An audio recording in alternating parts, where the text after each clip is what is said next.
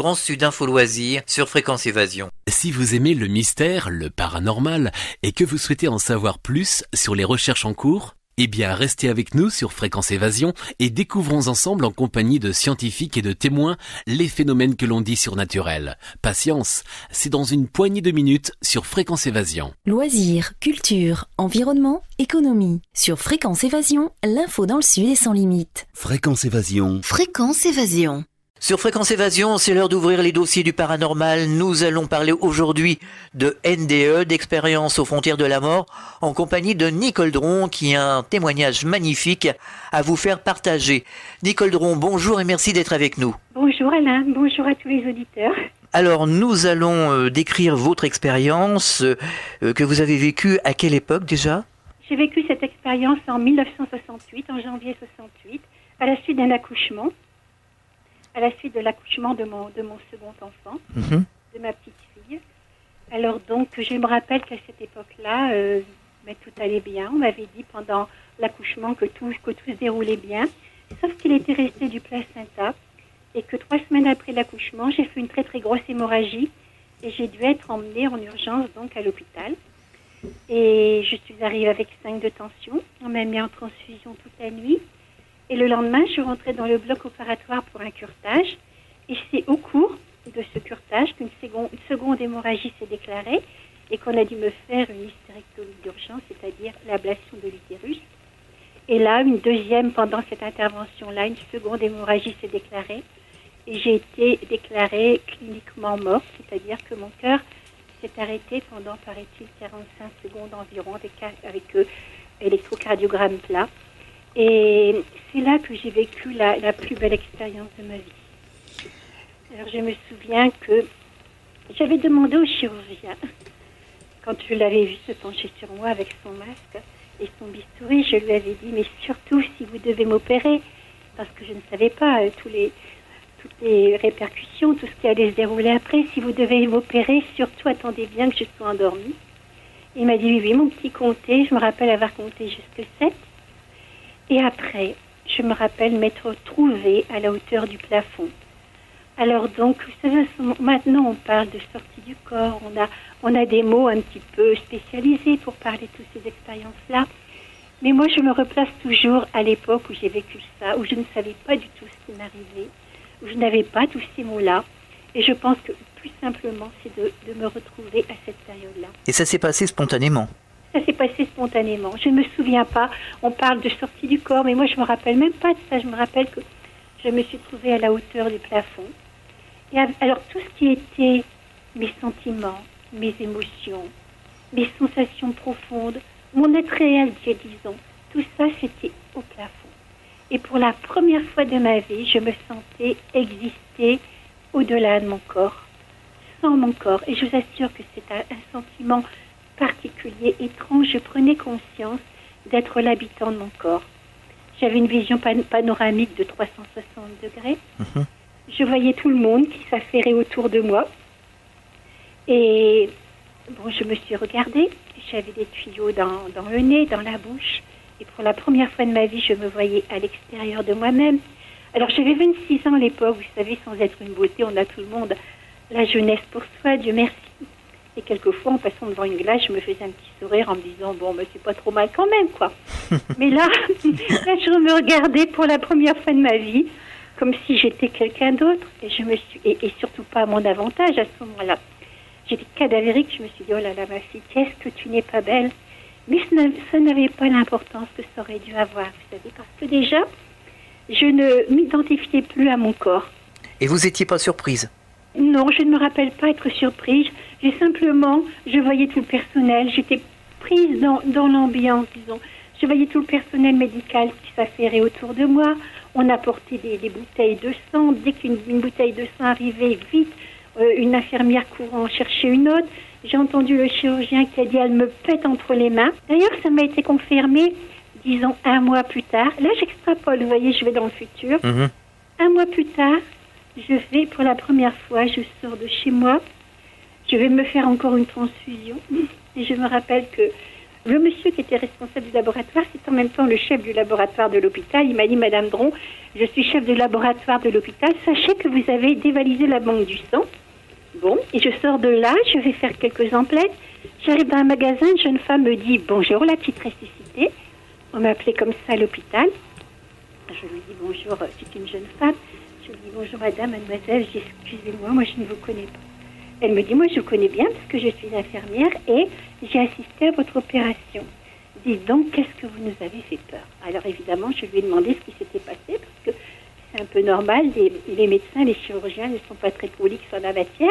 On avait dit à ma famille que le chirurgien avait dit que tout danger était écarté, que je revenais de loin, mais à la limite pas plus. Et elle m'a dit, bon, je n'ai pas le droit de vous le dire, mais maintenant, puisque vous êtes bien sur cette terre, sachez madame que votre cœur, vous avez été cliniquement morte, votre cœur s'est arrêté pendant 45 secondes avec électrocardiogramme plat et vous avez donné la frousse de sa vie au chirurgien qui aurait dit d'après elle, elle me pète entre les mains ou elle me claque dans les mains, je ne sais plus bien mais ça veut dire la même chose.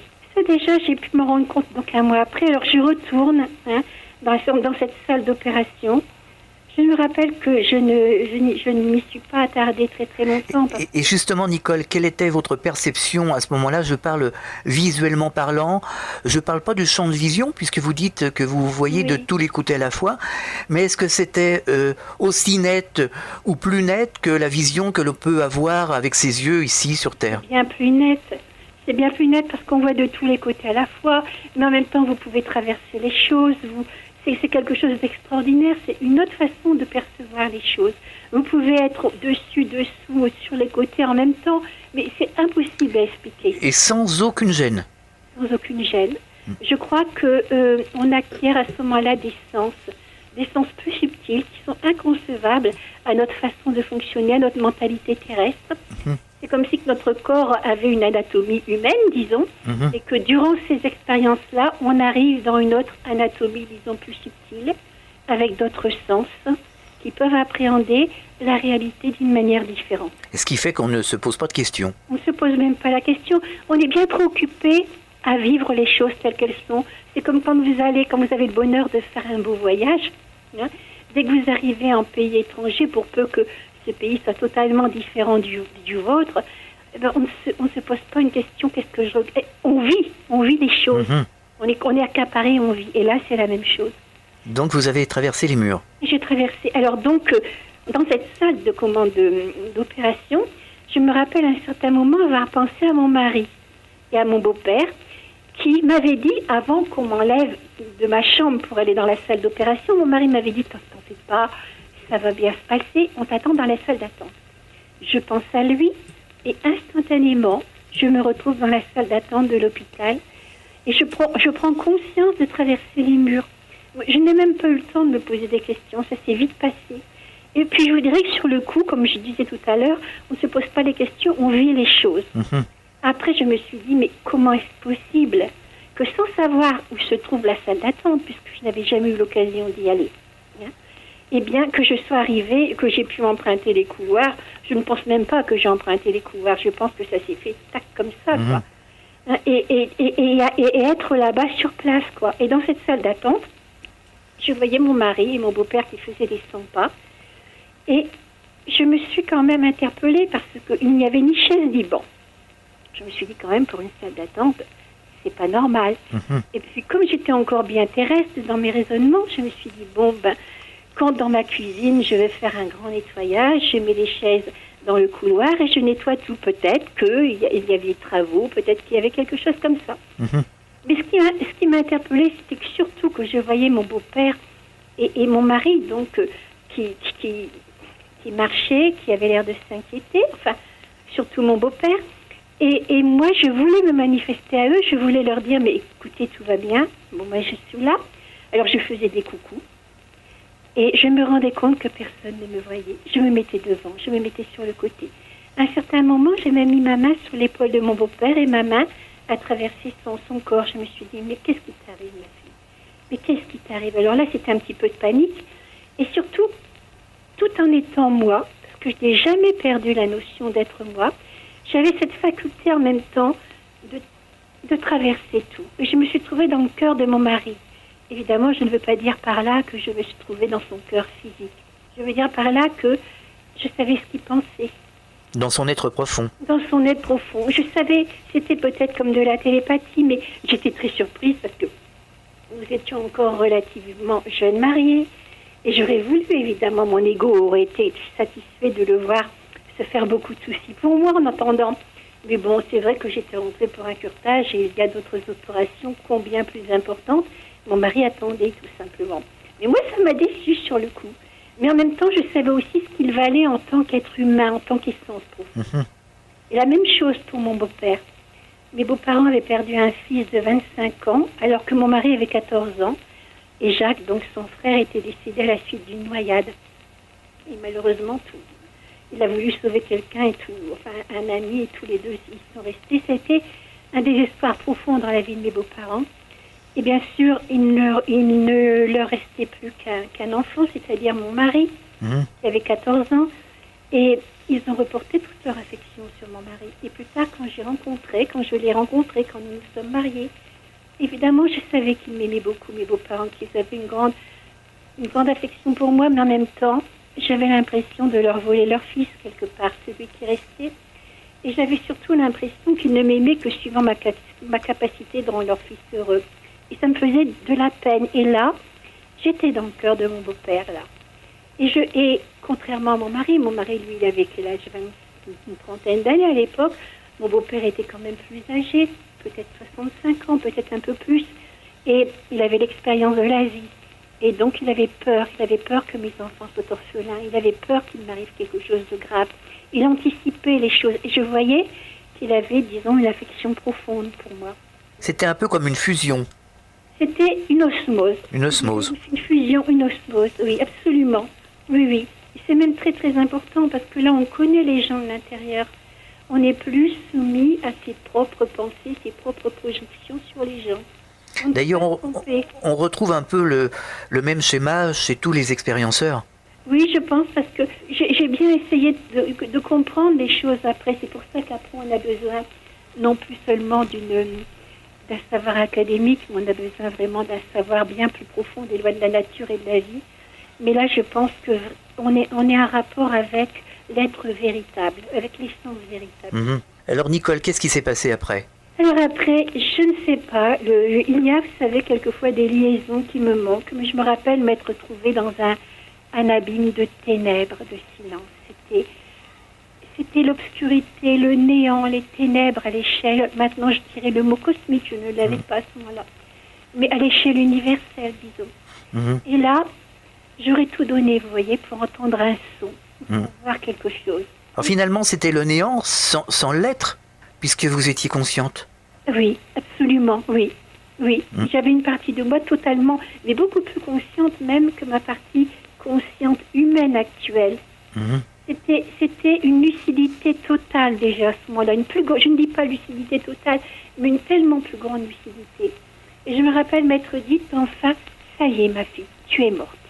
À ce moment-là seulement, je me suis dit ça. Et en même temps, non, il y avait quelque chose qui s'insurgeait profondément en moi, puisque je n'étais pas morte, puisque j'étais consciente, et beaucoup plus consciente que dans ma réalité terrestre. Et je me rappelle avoir pensé à des phrases qui m'avaient été dites lorsque j'allais au catéchisme, que j'étais jeune, avant de faire ma communion, que lorsque nous mourrons, nous vivions jusqu'à la fin des temps, jusqu'à la résurrection totale. C'est drôle, comme quoi rien n'est anodin, parce que c'était inscrit en moi. Et là aussi, je m'insurgeais quelque part, parce que pour moi, la fin des temps, mais c'était peut-être des millénaires et des millénaires et des millénaires. Je ne pouvais pas mesurer ça en temps. Et rester dans cette obscurité, dans ces ténèbres, même si ça n'a duré qu'une fraction de seconde, mais en supposant que ça pouvait durer comme ça des millénaires, c'était pour moi inconcevable. Et je ne sais pas ce qui s'est passé, parce qu'au loin, est-ce que j'ai appelé quelque part en moi au secours, ou est-ce que c'est le déroulement normal, disons, des opérations? Mais je sais qu'au loin, j'ai vu une pointe d'aiguille de lumière, pas plus que ça. Mais là, je n'étais plus seule au monde. Et à partir de ce moment-là, eh bien, c'est tout l'espoir du monde qui renaissait. C'est comme un soleil qui m'apparaissait. J'étais propulsée à toute vitesse vers cette lumière. Je me rappelle que les ténèbres s'éclairaient tout doucement. Je voyais l'obscurité de noir est devenu gris, gris clair. Je voyais des formes diaphanes près de moi. Et surtout, et là, je regrette que les mots ne puissent pas transmettre une telle émotion parce que cette expérience, c'est au-delà des mots. Nicole, nous allons arrêter là. Nous parlerons juste après la pause de votre entrée dans la lumière. On marque une pause. À tout de suite, Nicole, sur Fréquence Évasion. À tout de suite. À tout de suite, Alain. Vous écoutez Fréquence Évasion, Midi-Pyrénées, Languedoc-Roussillon, Provence, Côte d'Azur. La météo en France dans notre grand sud. Quel temps fait-il en Midi-Pyrénées, Languedoc-Roussillon et Provence-Alpes-Côte d'Azur? Pour le savoir, cliquez sur Météo. Chaque jour, Fréquence Évasion vous offre la météo grâce à Météo France. Radio Fréquence Évasion, le son de la Côte d'Azur. Chaque jour sur Fréquence Évasion Grand Sud, info, loisirs, culture, environnement et détente. Fréquence Évasion, www.fréquenceévasion.com. Nous sommes de retour sur Fréquence Évasion, toujours en compagnie de Nicole Dron. Nous parlons de son expérience aux frontières de la mort, de NDE plus exactement. Nicole, alors vous nous disiez juste avant la pause que vous êtes entrée dans la lumière. Oui. Que s'est-il passé à ce moment-là? Quand je suis rentrée dans la lumière, c'était le plus beau moment de ma vie. Je n'ai jamais manqué d'amour. J'ai eu la chance d'avoir des parents aimants, d'avoir une famille aimante. Je dis ça parce que quelquefois, les personnes, vous voyez, qui étudient ces expériences-là, surtout dans les milieux psychiatriques, on peut dire, oh, bah, c'est peut-être une compensation d'un manque d'amour dans la jeunesse, etc. Non, j'ai eu cette chance d'être aimée. Mais quand je suis rentrée dans la lumière, c'était le plus beau moment de ma vie. Parce que je souhaite à tout le monde, et finalement tout le monde un jour entrera dans cette lumière, parce que vous voyez, sur la terre, quand on aime, symboliquement parlant, c'est comme si je donnais mon cœur à quelqu'un. Je mets mon cœur dans ma main et je l'offre à mon mari, à mes enfants, à ceux que j'aime. Mais en même temps, la partie humaine de nous, qu'est-ce qu'elle fait? Elle tend l'autre main pour en avoir autant de cet amour-là. Et que là, je rentrais dans un amour soleil. Un amour qui me demande, qui n'exige rien. C'est un amour qui me comblait. J'étais complètement comblée. C'est une force. Oui, c'est une force, c'est une énergie, c'est la vie en même temps. La lumière, c'est la vie, c'est la conscience. C'est l'amour, mais l'amour, elle est à pure qui ne demande rien, qui s'offre comme ça. Et j'étais mais complètement aimée et complètement, entre parenthèses, guérie, parce qu'on est restauré de tous les maux. Et je prenais conscience dans cette lumière que j'étais éternelle, que j'avais toujours vécu et que je vivrai toujours. Je prenais conscience du mot « je suis ». Je sais très bien qu'en lisant des livres sacrés, donc notamment la Bible, puisque je suis de confession catholique, mais en lisant des livres sacrés, on croit quelquefois avoir compris les choses avec son intellect. Mais là, non, je savais que c'est beaucoup plus profond, mais je ne peux même pas le restituer. Donc vous aviez conscience à ce moment-là qu'il n'y a ni début ni fin. Ni début ni fin. Donc conscience de la véritable éternité. Voilà. Et quand je dis je suis, c'est comme si je participais à tout, comme si tout en étant moi, j'avais cette faculté par osmose de devenir tout. Et le sentiment finalement d'être, mais de ne pas avoir été créé. Absolument, être. Voilà. Absolument. Être et tout en même temps, et le tout est en soi, c'est quelque chose d'immense, ça. Je me doute. D'immense. Et donc je prenais conscience de ça, de cet amour-là, de cette vie-là. Et je me rappelle que dans cette plénitude, et j'avais surtout conscience aussi d'avoir laissé tous mes fardeaux terrestres. Comme si qu'on portait 50 kilos de pommes de terre sur ses épaules qui représentent eh bien, ses souffrances, les maladies, tous les soucis qu'on a pu se faire, les frustrations, les inhibitions, etc. Tout ce qui constitue notre vie. Et là, dans cette lumière-là, eh bien, il n'y a plus rien, quoi. On est allégé de tout ça. Et c'est une plénitude totale. Et que s'est-il passé alors? Là, dans cette lumière, j'ai vu venir un être et c'était mon petit frère.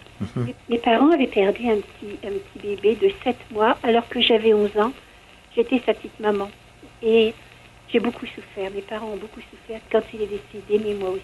J'ai toujours pensé, puisque dans la religion catholique, on nous dit qu'on le retrouve, mais à la fin des temps, que je le retrouverai plus tard. Et en plus, je me demandais si c'était bien vrai, parce que tant qu'on n'a pas vécu une telle expérience, on ne peut pas savoir. Et là, je voyais un être, un adolescent, rayonnant de lumière, et je savais d'une façon formelle que c'était mon petit frère, et pourtant, je ne peux pas le prouver. Parce que beaucoup de personnes m'ont dit, mais enfin, il y a une grande différence entre les traits d'un petit bébé de 7 mois et les traits d'un adolescent. Oui, comment vous pouvez être sûr? Il faut préciser qu'il avait une apparence humaine. Il était comme vous et moi, mais irradiant de lumière. Et je pense que c'est une reconnaissance d'âme à âme, vous voyez, parce que je savais de façon formelle que c'était lui. Je me suis trouvée dans ses bras. C'est un peu comme vous disiez tout à l'heure, la fusion entre votre beau-père et votre mari dans la salle d'attente. Voilà, mais lui, comme mon beau-père, quand j'ai mis ma main sur son épaule, ma main a traversé son corps. Quand je me suis trouvée dans les bras de mon frère, il était solide comme vous pouvez l'être. Et moi, ah oui. Je pense maintenant, en essayant de comprendre ces choses-là, que nous étions sur la même longueur d'onde. Question de vibration. Voilà, et que sa réalité était ma réalité. Et là, je me suis dit, mais si papa et maman pouvaient te voir, mais tu te rends compte, qu'est-ce que ça serait bien pour eux, avec tout le chagrin qu'un décès, ça comporte, quoi. Il m'a dit qu'il nous avait toujours aimés, toujours guidés, toujours suivis. Et j'étais émue, mais émue au-delà du possible, parce que quand il me disait qu'il nous avait toujours aimés, c'est aimer au niveau de l'infini, aimer au niveau de l'absolu, aimer pour nous. C'est tellement plus grand que l'amour humain. Mais parce que ici, l'amour est morcelé. Voilà. J'ai vu des êtres que je n'ai jamais vus sur la Terre. J'ai vu aussi mon beau-frère, que je n'avais jamais rencontré, puisqu'il était décédé quand j'ai fréquenté mon mari. Je ne l'avais vu que sur photo. Il est venu vers moi, et moi, si je ne le connaissais pas, eh bien, Jacques, lui, me connaissait bien. Et je me rendais compte qu'il m'aimait bien. Il m'a montré les circonstances de son décès et combien mes beaux-parents en avaient eu du chagrin. Et j'ai rencontré aussi d'autres êtres que je n'ai jamais vus sur la Terre et pourtant que je reconnaissais. Et devant eux, eh bien, j'étais comme une petite fille devant un professeur parce que il lisait en moi comme si j'étais un livre ouvert. Et il est évident que j'aurais voulu ne leur montrer que les bons aspects de mon caractère, mais ils savaient tout de ma vie. Et je me rappelle m'être trouvée dans un jardin de très grande beauté. Mais ce qui était fantastique dans ce jardin-là, c'était que je voyais la vie en tout. J'étais capable, avec les sens décuplés que j'avais, de voir, si vous voulez, les molécules de lumière à l'intérieur d'un brin d'herbe. Il y avait d'autres couleurs. Et Nicole, ce paysage, est-ce que vous avez l'impression que c'était sur Terre ou alors c'était une création de l'au-delà? Je ne peux rien vous dire, Alain. Je ne peux rien vous dire. Ça peut ressembler à un très beau jardin sur Terre, comme ça peut être quelque chose de l'au-delà, mais j'étais capable d'appréhender ce que je voyais avec d'autres sens. Et je me rappelle qu'il y avait d'autres fleurs, il y avait d'autres couleurs, beaucoup plus pastel. Je me suis assise près d'un ruisseau, c'était de la lumière d'eau. Les sons devenaient couleurs. Je me disais, mais c'est fantastique. Et moi, j'avais l'impression d'être fondue dans le décor et de faire simplement partie de la vie, quoi. Et je me disais, mais si on savait que tous ceux qui sont partis, qui nous ont précédés dans ce voyage, ont retrouvé la vie, ou sont sur le chemin de retrouver la plus grande vie. Mais je n'ai pas le droit, c'est pour ça maintenant je me dis, je n'ai pas le droit de garder ça pour moi. Parce que le désespoir, eh bien, on peut quitter un jour ce désespoir-là pour rentrer dans l'espérance et la réconciliation, en sachant qu'on va justement vers la grande vie. Ou que ceux qui nous ont quittés sont sur ce chemin-là, disons. Alors que vous ont dit tous ces êtres qui étaient autour de vous? Je me rappelle d'un être qui est venu vers moi. Je pense que chaque être humain, quand on fera un grand voyage, on se trouvera en présence de cet être. Il m'a demandé comment as-tu aimé et qu'as-tu fait pour les autres. Et ce sont des questions toutes simples, je le sais. Mais je sais que ma vie ne suffira pas à approfondir ces deux questions.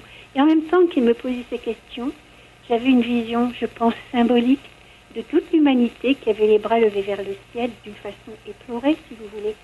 Et je savais que chaque être humain ici sur Terre souffrait quelque part dans son cœur, dans son corps. Et qu'est-ce que j'avais fait pour eux? Vous savez, à 26 ans, j'étais comme la majorité des gens, un peu insouciante, même beaucoup. Je ne suis pas méchante naturellement, mais je me rendais compte que je n'avais rien fait de particulier. Et surtout, ce que je comprends, c'est que finalement, on mettait l'accent sur faire grandir la vie.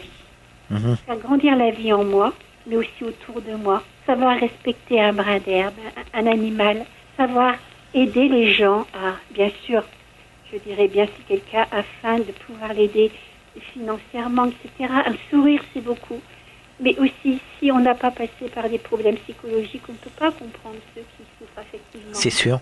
Si on n'a pas fait un travail de transformation intérieure, de connaissance, on ne peut pas aider les gens spirituellement.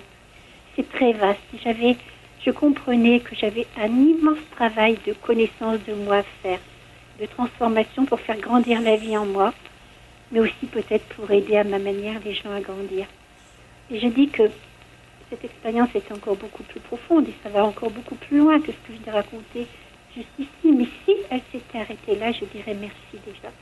Parce que avant, pour moi, mon souci, c'était, vous savez, à 26 ans, on est encore un peu insouciant, c'était de vivre plus superficiellement que je ne vis maintenant. J'étais plutôt dans l'avoir. Et maintenant, je me rends compte que ce qui est important, c'est de vivre cette plénitude-là et être dans l'être, quoi. Bien sûr. Voilà, et je me dis que tant qu'on n'a pas vécu une telle expérience, on n'est pas obligé de mourir pour ça. On compense par le besoin d'accumuler des richesses matérielles ou même intellectuelles. Qui ne servent à rien. Qui ne servent à rien. Mais ça nous donne une impression d'exister, disons. Et on a besoin de ça pour se sentir exister. Mais quand on a une telle expérience, quand on s'est rendu compte à quel point on est tellement plus vaste, tellement plus grand que ce qu'on pense être, et à quel point on est aussi dans un carcan d'habitudes, de conditionnement, etc., qui nous prive de notre liberté, eh bien, on s'aperçoit que le plus important, c'est de nous déconditionner pour retrouver cette source en nous. Alors que s'est-il passé après avec ces êtres? Est-ce qu'ils vous ont révélé certaines choses? Est-ce qu'ils vous ont guidé? Oui, bien sûr. Ces êtres-là, j'ai revécu ma vie à l'envers. Je me rappelle avoir revécu ma vie de mes 26 ans à la naissance. J'ai fait le bilan de ma vie. Et c'était bizarre parce que c'était comme si j'étais en même temps deux personnes. Pour plus de compréhension, je dirais moi, telle que je suis, dans ma personnalité, etc., avec mes qualités, mes défauts. Et alors cette partie de moi-là revivait toutes les situations de ma vie, toutes les émotions qui accompagnaient les actes, les pensées, les émotions, etc. Rien ne m'était, si vous voulez, tout était en lumière. Et je comprenais le bien que je m'étais fait à moi, mais aussi le mal. Quand j'avais fait quelque chose de bien, en plus, j'étais dans le cœur de la personne à qui j'avais fait du bien. Et cette revue de vie, elle se déroulait comment? Vous voyez des scènes, mais comment? De quelle manière? De quelle façon? Mais je revoyais exactement les scènes telles qu'elles s'étaient présentées. Et comme sur un écran ou en les revivant vraiment? En même temps, on les voit à l'extérieur de soi et on les revit à l'intérieur exactement pareil. Ah d'accord. Et même de petites choses oubliées dans l'enfance, tout est là. Tous les détails. Tout est là, tous les détails. Mais certainement en une fraction de seconde qu'on revit ça. Il n'y a plus de temps. Je ne peux même pas l'expliquer. Mais disons qu'en une fraction de seconde, on revit une vie entière. Et en même temps, donc, je ressentais toutes les impressions, toutes les émotions, tout ce qui avait constitué ma vie. Et en même temps, j'étais une partie de moi-même. Alors, celle que comment les religions diront peut-être l'âme, peut-être que les personnes qui étudient la psychologie diront le soi. Moi, je dis qu'importe le mot, n'est-ce pas, l'incession. La conscience, tout simplement. Voilà, la conscience, c'est ce qui va derrière, disons. Bien sûr. Voilà. Et donc, je dirais que c'était la partie la plus sage, la plus parfaite de moi, la plus connaissante. Et ce qui était troublant, c'est que cette partie-là, elle était complètement déconnectée de moi, n'était pas du tout identifiée à mon moi actuel. Et elle était capable de regarder ma vie telle qu'elle aurait pu être si j'avais toujours agi dans l'amour et dans la sagesse. Et quand je suis rentrée dans la lumière durant cette expérience, je n'ai pas été jugée. J'étais totalement aimée. Mais lorsque j'ai fait le bilan de ma vie, à la lumière de cette grande conscience, et moi qui étais aussi cette grande conscience, eh bien c'est cette conscience en moi, cette connaissance, qui n'ont pas me juger, mais qui évaluait les manques que j'avais, etc., etc. Et là, c'est un jugement vrai. On ne peut pas savez, ici sur la Terre, quand il y a quelque chose qui ne va pas, c'est toujours la faute de quelqu'un d'autre. On se remet rarement en question. Tandis que là, eh bien, c'est soi-même qu'on évalue ce qu'on est d'après exactement ce qui est. C'est le bilan du positif et du négatif. Absolument des deux. Quand j'avais été désagréable, en plus, on a cette faculté de se trouver dans le cœur de la personne à qui on a fait du mal. Et en même temps, on se rend compte aussi, on a comme une sorte d'indulgence pour soi, mais après aussi pour les autres, parce qu'on se rend compte qu'on n'est pas vraiment méchant totalement. C'est souvent qu'on a des ignorances, on est enfermé dans des façons de penser, etc., qui font qu'on agit de telle façon. Mais en même temps, on devient, sans être complaisant aussi pour autant, indulgent vis-à-vis des autres, parce qu'on se rend compte que les autres sont en devenir. Et on se rend compte que, par exemple, si quelqu'un vous a fait du mal, ça peut être involontaire et volontaire, je vous assure qu'après, eh bien, on ne peut plus juger de la même façon. Nicole, nous allons marquer une pause sur Fréquence Évasion. On se retrouve dans quelques instants pour poursuivre justement cette aventure qui vous est arrivée dans l'au-delà, donc en 1968, je crois. Hein. C'est ça. À tout de suite, Nicole. À tout de suite, Alain. Fréquence Évasion, des nouveautés, des chansons souvenirs. Fréquence Évasion, le meilleur de la musique. Sur Fréquence Évasion, les stars d'hier, d'aujourd'hui et de demain se racontent en toute liberté. Pour en savoir plus, cliquez sur Programme. Bon surf sur le site de Fréquence Évasion, www.fréquenceévasion.com. Fréquence Évasion, c'est la chaleur provençale, une vraie bouffée d'oxygène. Fréquence Évasion, le soleil du Grand Sud. Fréquence Évasion vous informe sur votre région. Que se passe-t-il près de chez vous? Pour le savoir, cliquez sur Région et Office de tourisme. Bon séjour dans le Sud. Venez visiter le site Fréquence Évasion, www.fréquenceévasion.com. Radio Fréquence Évasion, Principauté de Monaco, Grand Sud. Nous sommes de retour sur Fréquence Évasion, toujours en compagnie de Nicole Dron. Nous évoquons sa NDE, son expérience aux frontières de la mort. Nicole, vous étiez donc dans la lumière avec des êtres. Nous avons vu que vous avez eu un bilan de vie. Alors que s'est-il passé juste après ce bilan de vie? Alors après ce bilan de vie, je ne peux pas vous dire là aussi comment ça s'est passé, mais en 45 secondes, j'ai vécu des millénaires. Je voyais la Terre, je voyais je n'ose pas dire la jeunesse de la Terre, mais presque. Je voyais des géants venir sur la Terre. J'ai vu, on me disait que j'étais enseignée, on me disait que Dieu était la force, la vie et le mouvement. Et que tout ce qui allait dans le sens de l'unité, c'était bien. On me disait que ma vie, par rapport à l'éternité, c'était comme un battement de paupières dans ma propre vie. Et j'étais capable à ce moment-là, mais d'avoir un lâcher-prise profond, de remettre tout à la providence divine, disons.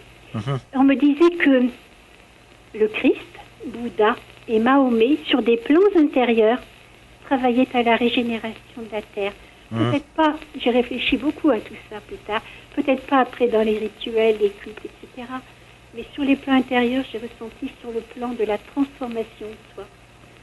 Que chacun travaille ensemble à la régénération de la Terre et que lorsque je mourrai, on ne me demandera pas de quelle race, de quelle religion, de quelle philosophie je fais partie, mais comment j'ai aimé et qu'est-ce que j'ai fait pour les autres, tout simplement.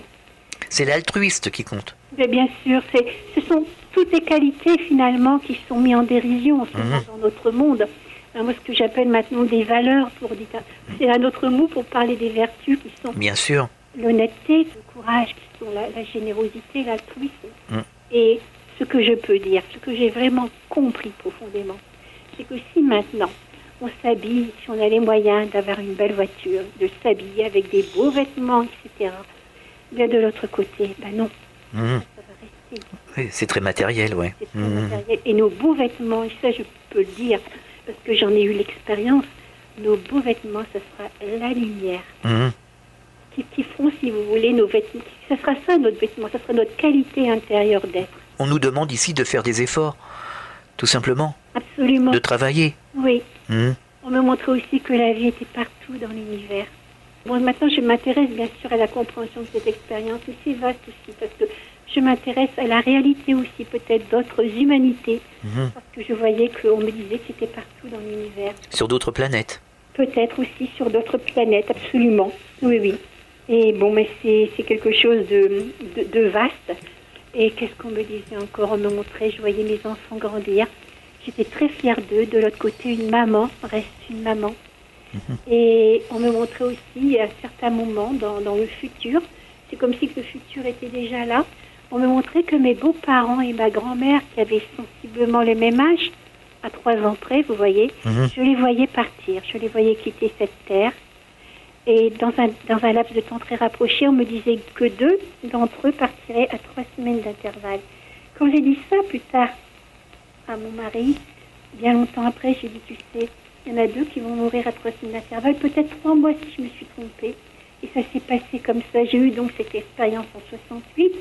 En 81, le 27 janvier 81, mon beau-père nous quittait. 3 semaines après, jour pour jour, ma grand-mère. Et la fin de l'année suivante, c'était ma belle-mère. Alors je vous assure que ça aussi, ça nous a beaucoup, beaucoup troublés. Donc finalement, vous êtes revenu avec des éléments de preuve du début de votre expérience. Je parle de la salle d'attente et après ces prédictions qui se sont réalisées. Absolument, bien sûr. Absolument. On me montrait aussi, vous voyez, donc en 68, qu'on était à cette époque-là à la croisée des chemins. Je voyais donc que nous disposions déjà à cette époque-là d'une grande technologie. On me disait que la conscience, que la fraternité, que l'amour n'avait pas accompagné cette technologie. Et on me montrait tout ce qui risquait d'arriver si on ne changeait pas. Alors donc moi je suis très prudente quand on me demande mais qu'est-ce qui va se passer, Madame Dron, etc. Parce que les gens auraient tendance à prendre ça au premier degré et on peut générer de la peur alors que je sais que la pensée est tellement créative parce que le si est déterminant. Bien sûr. Et je comprenais que si la chose la plus importante finalement c'est d'installer la paix, la confiance et puis l'amour. Et quelque part c'est des évidences. Ce sont des évidences. Voilà, ce sont des évidences, c'est clair. Alors on me disait que le chômage s'étendrait sur le monde entier. En 68, tout était encore florissant. On me disait qu'il y aurait une peste qui s'étendrait sur le monde entier. Certains m'ont dit, mais vous ne croyez pas que c'est le sida? J'en sais rien. Franchement, j'en sais rien. Et je voyais, on est en train de voir en ce moment des éruptions volcaniques, des tremblements de terre, les éléments finalement, la nature qui se révolte, la terre qui se révolte, etc. Mais je sais que ce n'est pas inéluctable et que si on arrête la folie des hommes, si on arrête, si vous voulez, la course à la domination, au profit, etc., on pourrait peut-être encore renverser la vapeur. Et je le souhaite de tout mon cœur, c'est évident. C'est ce que certains clament au niveau déjà associatif. Il y a beaucoup de personnes qui le disent. Il faut tout changer, il faut arrêter, quoi. Il faut arrêter. Et c'est vrai qu'après une telle expérience, on revient avec un sentiment écologique, c'est sûr. Un sentiment écologique, je veux dire par là, le respect de la nature, mais le respect en même temps du sacré. Bien sûr. Ça va encore plus loin.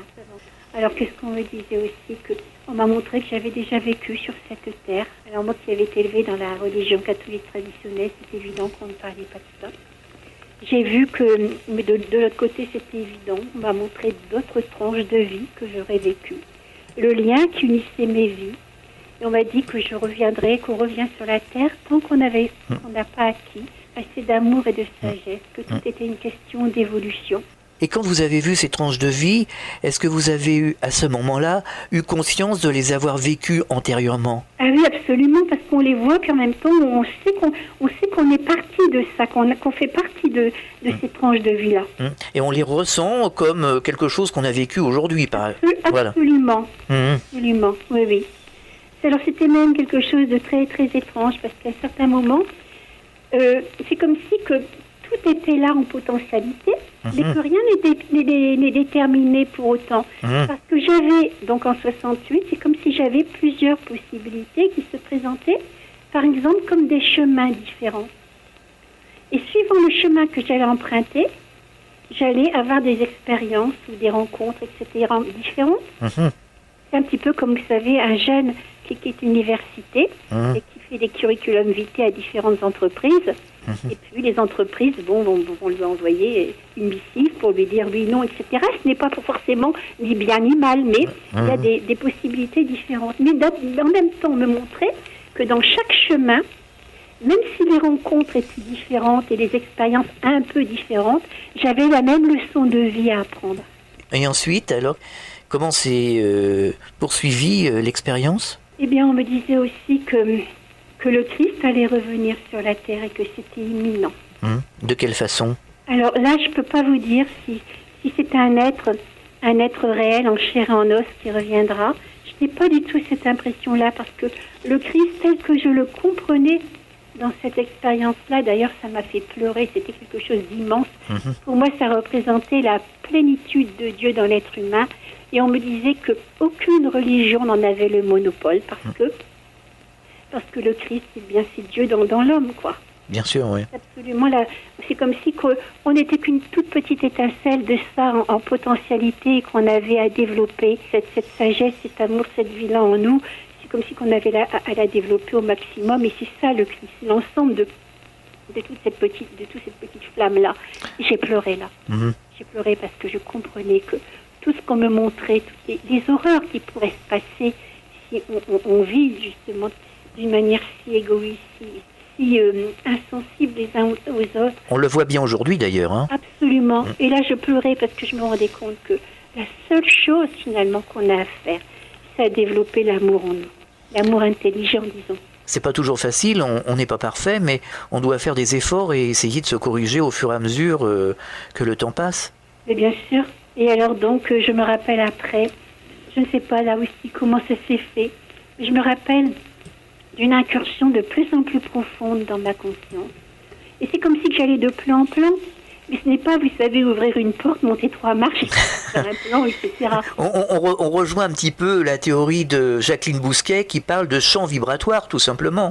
Absolument, absolument. Et en même temps, je me rappelle que chaque chose, ça se manifestait par une beauté et surtout une compréhension intérieure des choses et de la nature de l'univers de plus en plus profonde. Et quand je pensais avoir compris quelque chose, ça se poursuivait encore beaucoup plus loin et jusqu'au moment où je me suis trouvée dans une ville de lumière, d'or et de pierres précieuses. Et là, pour moi, c'était la gloire des gloires.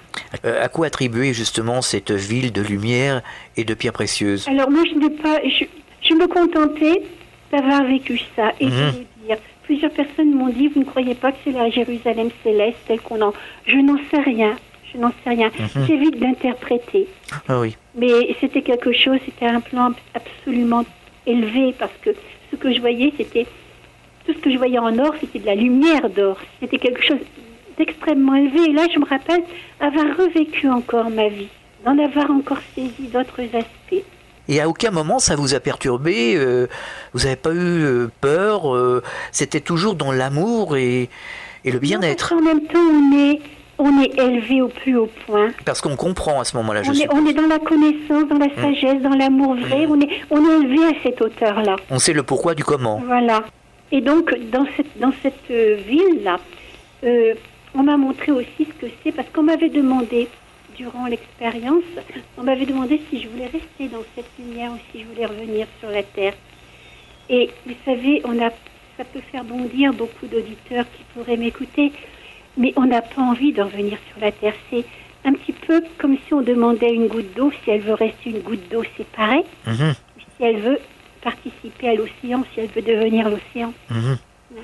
Alors, c'était comme si j'avais 2 possibilités en moi, c'est-à-dire que si j'étais capable de m'accrocher à la conscience immense que j'avais, à la conscience universelle ou divine, ou à la source, n'importe les mots, alors j'étais capable à ce moment-là de remettre mon mari et mes enfants à la providence divine, en sachant que tout irait bien pour eux. Mais si une petite partie de ma conscience redevenait bien humaine, alors là, je ne voulais pas que mon mari connaisse une autre femme que moi. Je ne voulais pas que mes enfants tendent leurs bras à une autre maman que moi. J'ai toujours pensé que l'amour maternel, c'était un des amours les plus altruistes. Mais là, je me rendais compte aussi qu'il y avait beaucoup, beaucoup d'égoïsme parce que je ne voulais pas que mes enfants aiment une autre maman. Peut-être que je n'étais pas prête à lâcher tout ça parce qu'on m'a dit que je reviendrais puisque je le voulais et que j'oublierais beaucoup de choses parce qu'il le fallait. Et je me rappelle, vous voyez, j'y suis encore en disant ça. Maître dit, ils veulent que j'oublie beaucoup de choses. Et j'ai fait en sorte de m'en rappeler. Et j'ai oublié. les 99,9% de tout ce que j'ai vécu. Mais suffisamment pour pouvoir témoigner. Suffisamment, voilà. Et je me rappelle que lorsque je me suis retrouvée dans cette ville de lumière, d'or et de pierres précieuses, j'ai vu ma vie telle qu'elle serait quand je reviendrai dans mon corps jusqu'à la fin de mes jours. Et même si j'ai oublié beaucoup de choses, et je pense qu'ils ont bien fait de faire que j'ai oublié beaucoup de choses, parce que il n'y a pas que les belles choses, il y a aussi toutes les vicissitudes, les souffrances de la vie. Puis ça serait pas facile de vivre après. Et c'est pas facile. Je me rappelle que malgré tout ce que j'ai vu, que je pleurais beaucoup, que j'aurais beaucoup d'expérience, pour des épreuves, j'avais même dit, mais qu'est-ce que j'ai donc fait à Dieu pour mériter tout ça? On m'a dit que non, qu'avant de naître, j'avais accepté ces expériences, parce que je prenais conscience qu'à travers elles, je grandissais. C'est nécessaire. C'était nécessaire, et je vous assure, Alain, que j'ai demandé, mais ça, je me rends compte que c'est une partie égoïste en moi, j'ai demandé à vivre en une seule vie, tout ce qui me restait à vivre dans d'autres vies. Même des choses qui pouvaient peut-être être douloureuses, parce que je ne voulais plus revenir sur la terre. Parce que pour moi, sur la terre, c'est ça l'enfer. Et on m'a dit qu'on ne pouvait me donner plus que mes épaules ne pouvaient supporter. Et j'ai vu là aussi, on m'a présenté un mur de pierres précieuses, et on m'a invité à être une pierre dans ce mur. Et plus tard, j'ai essayé de retrouver, parce que de l'autre côté, on a l'information, on a la connaissance de toutes les manières possibles. Que ce soit symbolique, etc. Et je sais que j'avais tout compris, mais en revenant dans ma conscience humaine, j'ai eu à redécouvrir, et je pense que la pierre brute représente, au point de vue symbolique, l'être humain avec ses complexités, ses beautés, mais aussi ses faiblesses, et que la pierre transparente, la pierre précieuse, ça nous invite à devenir ça, quoi. Voilà, oui, c'est très symbolique. Ça nous invite à devenir ça. Et j'ai vu aussi un être qui est venu vers moi, et d'aussi loin que je l'ai vu, je lui ai tendu les bras et je lui ai dit, je veux me marier avec toi. Et cet être-là, on ne pouvait même pas dire si c'était un homme et une femme, parce que son énergie, c'était une énergie masculine et féminine à la fois. Et je prenais conscience que cet être-là, c'était moi. Mais moi, à la fin des temps, et en même temps, déjà, c'était moi totalement réalisée. Comment dire ça, là? C'était comme si je prenais conscience que j'étais déjà ça. Il ne faut pas dire qu'on est misérable, qu'on a tendance à faire toujours le mal, etc., etc. C'est un langage que je ne peux plus accepter maintenant. Si on savait à quel point on est beau, le maximum de nous, le sommet de nous, c'est quelque chose d'immense, c'est quelque chose de magnifique.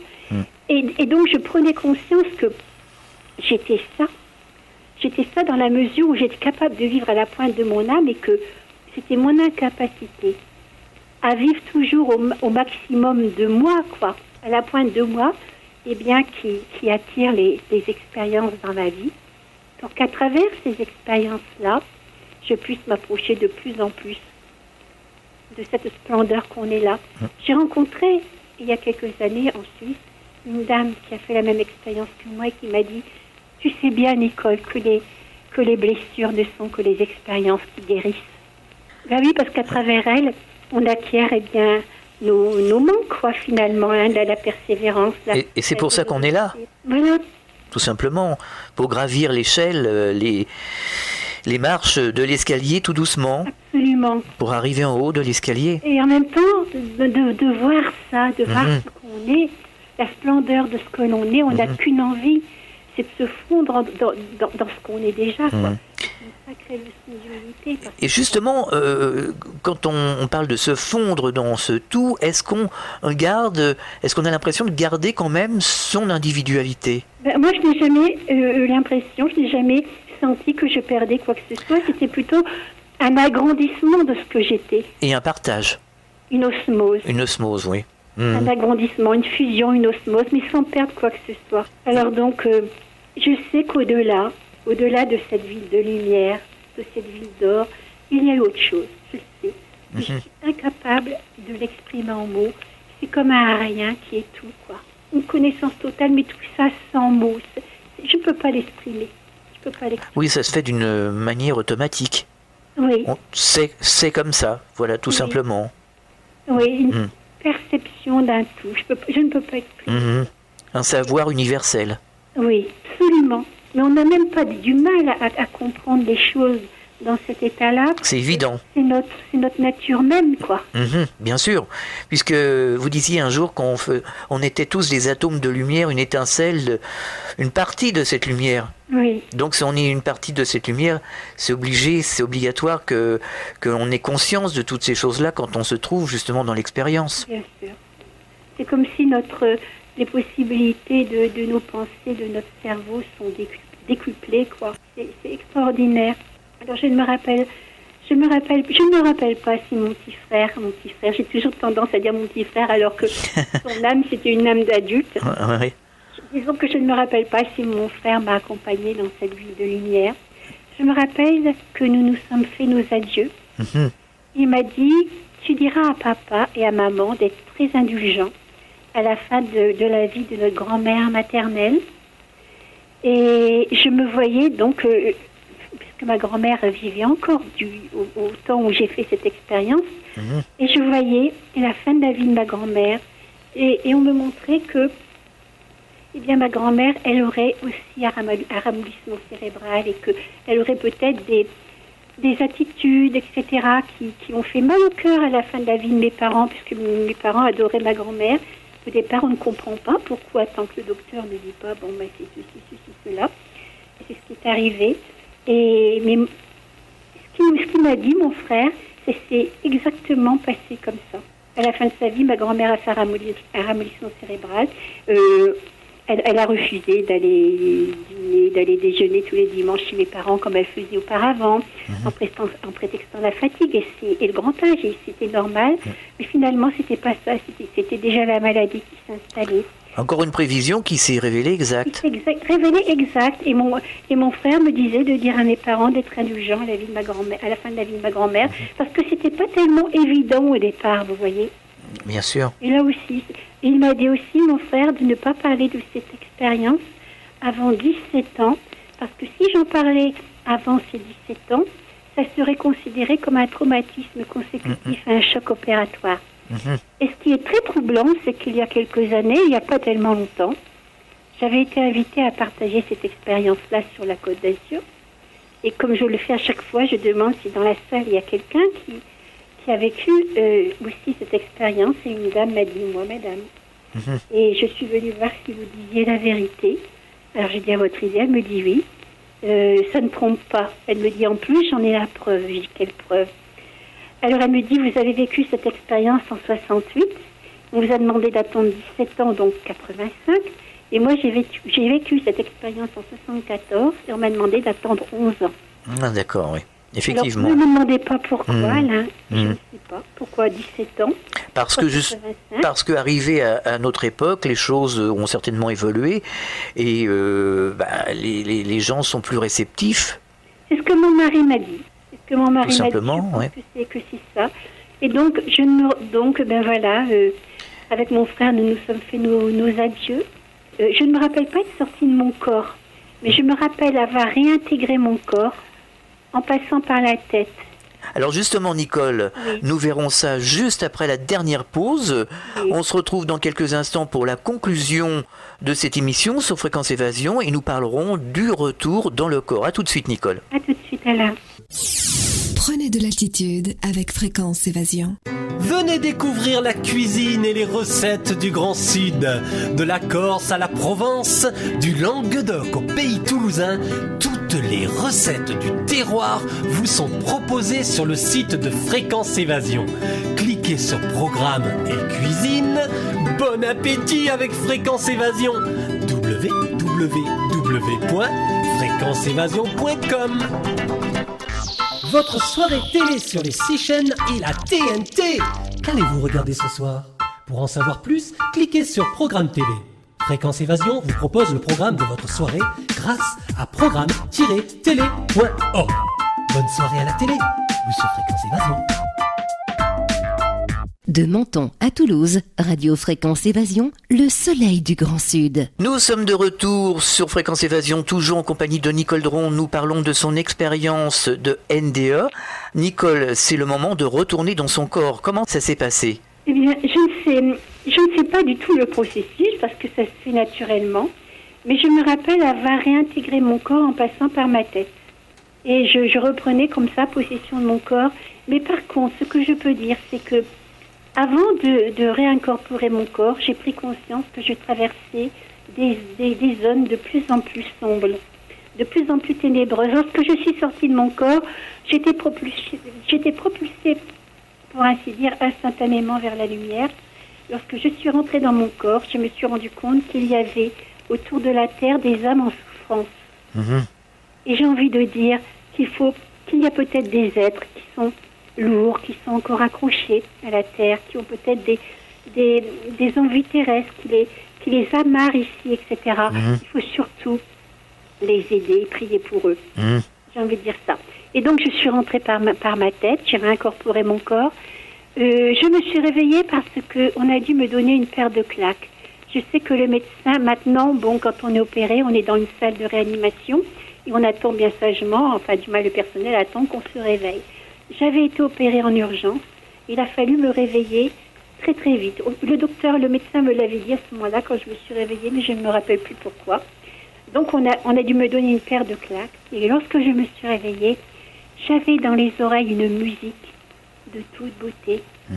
Une musique à nous faire fondre d'amour. Je ne peux pas expliquer ça. J'ai essayé plus tard de retrouver en écoutant la musique sacrée ou en écoutant la grande musique, quelque chose qui s'apparenterait à ce que j'ai entendu lors de cette expérience, mais en vain. Et je ne peux pas expliquer, ça correspondait à mon âme, ça nous faire fondre d'amour et à l'arrière-plan de cette musique, il y avait une paix, une complétude. Comment dire ça? Le sentiment d'avoir tout compris. Le sentiment de savoir pourquoi on était là, pourquoi j'étais là sur la Terre. Et quel est le sens et qu'est-ce que j'étais venue faire. Et j'étais réconciliée avec moi-même, j'étais réconciliée avec tout. Et j'aurais voulu rapporter un instant d'éternité. Un sentiment d'apaisement. Mais oui, mais ça va tellement plus loin que bien sûr. L'apaisement tel qu'on peut. C'est une réconciliation totale de soi avec la vie. Parce qu'on est à ce moment-là, on est dans le sens de notre mission, comment dire ça. On a compris qui on était, ce qu'on vient faire. Et on est partie prenante de ça. Et on est totalement réconcilié avec la vie.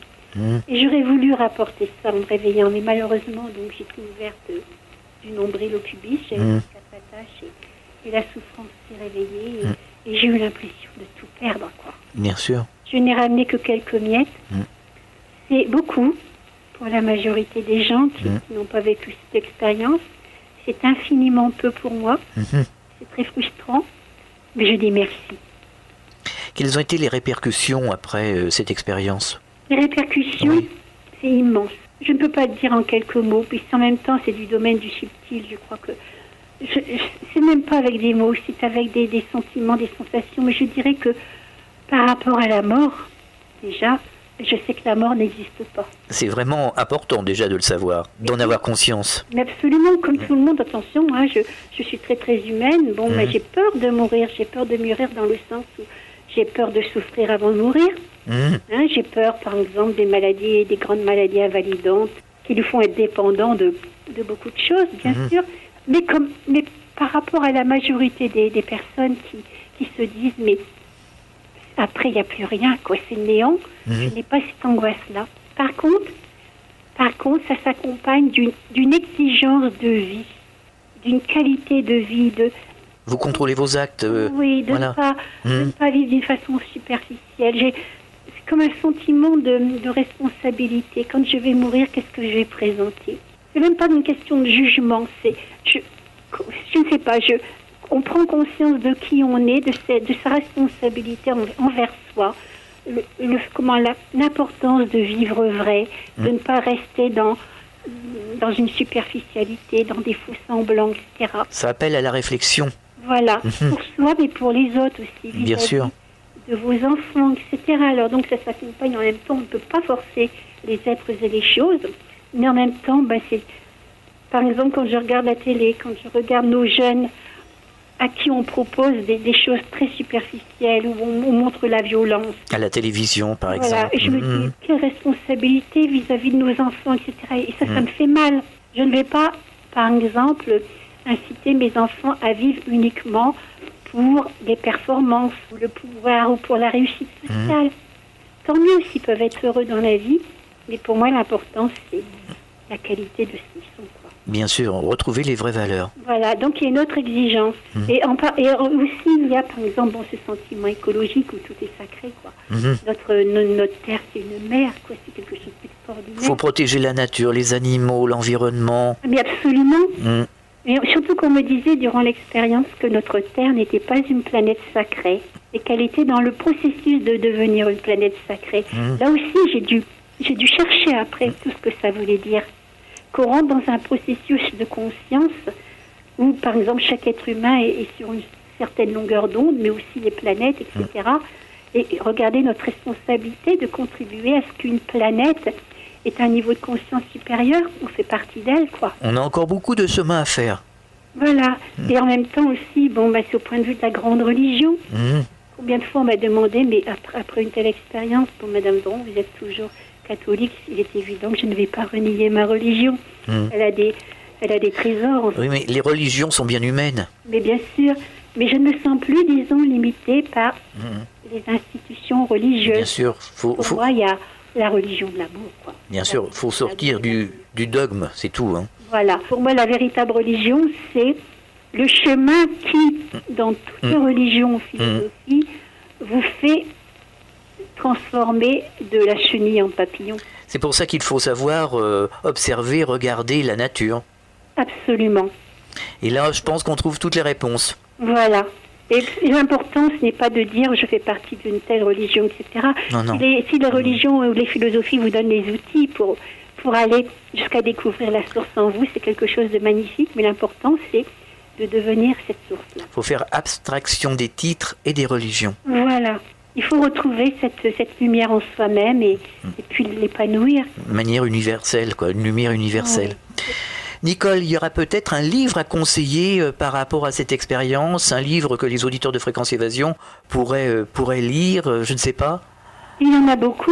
Il y a eu La vie après la vie du docteur Moody. Oui, Raymond Moody, oui. Il y a eu Kenneth Ring aussi. Oui. Les livres de Kenneth Ring. Il y a eu le livre de George Ritchie. Il y a des personnes qui ont fait l'expérience, qui ont fait des livres. Il y a aussi Jean-Jacques Charbonnier. Il y a La mort transfigurée de Jans aussi. Oui. Tous ces livres, de toute façon, on les retrouvera sur le site de Fréquence Évasion, puisqu'il y a les références. Donc, aucun problème. Les auditeurs pourront faire leur chemin et chercher un peu parmi tous ces livres. Il y a quelque chose qui, pour moi, est très important. C'est que j'ai participé à une journée le 17 juillet. Ah oui. Et quelle journée! Et quelle journée, puisqu'on étudiait justement la NDE, c'était cette expérience-là, et c'était une journée qui légitimisait les NDE par rapport au milieu scientifique, au milieu médical. Et donc, il a été tiré un DVD de cette journée. Oui. Et je pense que c'est des plus intéressants à signaler. Alors, comment se le procurer, ce DVD? Alors, pour se procurer ce DVD-là, il faut donc se mettre en relation avec S17 Productions. Alors, 16 boulevard Marcel Cachin. 16 boulevard Marcel Cachin. 13 130. 13 130. Berlétan. Berlétan, c'est chez nous. Voilà. Et donc, les moments les plus importants de toute cette journée, et moi j'ai beaucoup apprécié tous les intervenants, mais en particulier donc le docteur Pim van Lommel, cardiologue des Pays-Bas, où il a parlé justement de la délocalisation de la conscience, quoi. C'est un pas immense.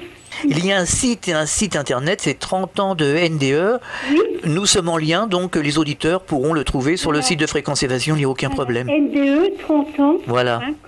.com. Voilà. Nicole, c'était vraiment un plaisir. C'était un plaisir aussi pour moi, Alain. À une prochaine fois sur l'antenne de Fréquence Évasion. Au revoir. Au revoir Alain et au revoir à tous les auditeurs. À très bientôt sur l'antenne de Fréquence Évasion pour un autre dossier sur le paranormal. Fréquence Évasion.